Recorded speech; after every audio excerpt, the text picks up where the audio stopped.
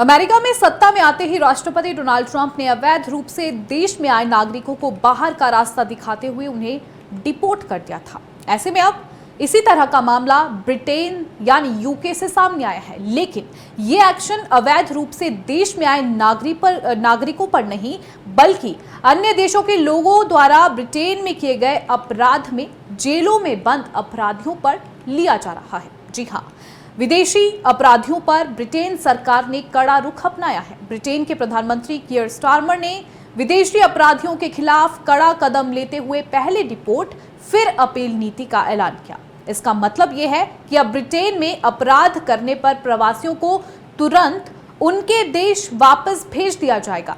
पहले इसके लिए अपील करने का वक्त मिलता था, अब ऐसा नहीं होगा। अब वे अपने देश वापस जाने के बाद ही अपील कर सकेंगे। आपको बता दें कि इस लिस्ट में 15 देशों के नाम शामिल हैं। ऐसे में कौन से हैं ये 15 देश, अब इसके बारे में आपको बताएंगे, ग्राफिक के जरिए से समझेंगे।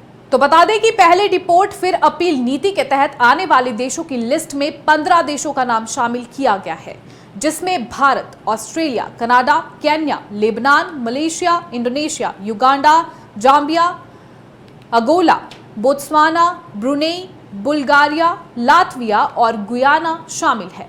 ब्रिटेन की जेलें इस समय 100% क्षमता पर चल रही हैं। यहाँ की जेलों में इस समय 10,772 यानी 10,772 विदेशी कैदी हैं। इनमें 320 भारतीय शामिल हैं, जो तीसरे नंबर पर आते हैं। पाकिस्तानियों की संख्या भी 317 है, लेकिन दिलचस्प बात यह है कि इसे लिस्ट में शामिल नहीं किया गया है। यहाँ की जेलों में एक कैदी पर सालाना 50 लाख रुपए तक का खर्च आता है, जो टैक्स पेयर्स की जेब पर सीधा बोझ है।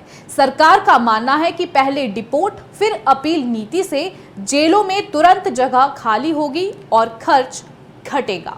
जी हाँ, ये थोड़ा सा चौंकाने वाला है कि इस लिस्ट में भारत का नाम शामिल है, लेकिन पाकिस्तान को इस लिस्ट से दूर रखा गया है, बाहर रखा गया है। जबकि कुछ माह पहले कुख्यात ग्रूमिंग गैंग मामले में पाकिस्तान नागरिकों को गिरफ्तार किया गया है। गृह मंत्री यवेट कूपर का कहना है कि हम अपने कानूनों का दुरुपयोग नहीं होने देंगे। अपराधी महीनों बरसों अपील के नाम पर यहां नहीं रह सकते। वहीं विपक्ष का आरोप है कि पाकिस्तान को लिस्ट से बाहर रखकर सरकार ने राजनीतिक दबाव में झुकने का काम किया है।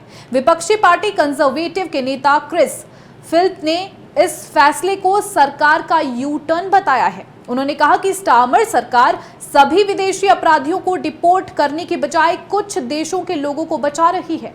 सरकार का तर्क है कि लिस्ट में उन्हीं देशों को जोड़ा गया है जिनके साथ कानूनी और प्रशासनिक डिपोर्टेशन समझौते मौजूद हैं। वहीं विश्लेषकों का मानना है कि 22 देशों की सूची में पाकिस्तान को बाहर रखकर ब्रिटेन ने वहां के साथ सुरक्षा और आतंकवाद निरोधी सहयोग में मोल बढ़ाने की रणनीति अपनाई है। वहीं भारत के मामले में वीजा उल्लंघन, धोखाधड़ी और अप्रवासन नियम तोड़ने के मामले बढ़ने के चलते स्टारमर सरकार ने सख्त नीति अपनाई है। आपको बता दें कि इस डिपोर्टेशन की नई व्यवस्था के तहत जिन विदेशी नागरिकों को ब्रिटेन से निष्कासित किया जाएगा, उनकी अपील की प्रक्रिया अब सीधे ब्रिटेन में नहीं होगी, बल्कि वीडियो लिंक के जरिए जो है संचालित की जाएगी। इस बदलाव का उद्देश्य अपील प्रक्रियाओं में लगने वाले समय को घटाना, ब्रिटेन के डिटेंशन केंद्रों और जेलों पर दबाव कम करना और करदाताओं के पैसे की बचत करना है। ये योजना पहले 2023 में ब्रिटेन की पूर्व गृह सचिव सुएला द्वारा दोबारा लागू की गई थी। उस समय इसमें अल्बानिया, नाइजीरिया, एस्टोनिया और कोसोवो जैसे देश शामिल थे। अब भारत के अलावा ऑस्ट्रेलिया, कनाडा, मलेशिया, केन्या और युगांडा जैसे देशों को भी जोड़ा गया है। ब्रिटिश सरकार अन्य देशों से भी बातचीत कर रही है ताकि इस योजना को और विस्तार दिया जा सके। प्रधानमंत्री ने एक पोस्ट में कहा कि बहुत लंबे समय से विदेशी अपराधी ब्रिटेन की आव्रजन प्रणाली का दुरुपयोग कर रहे हैं और अपनी अपील की प्रक्रिया पूरी होने तक सालों तक देश में रह जाते हैं।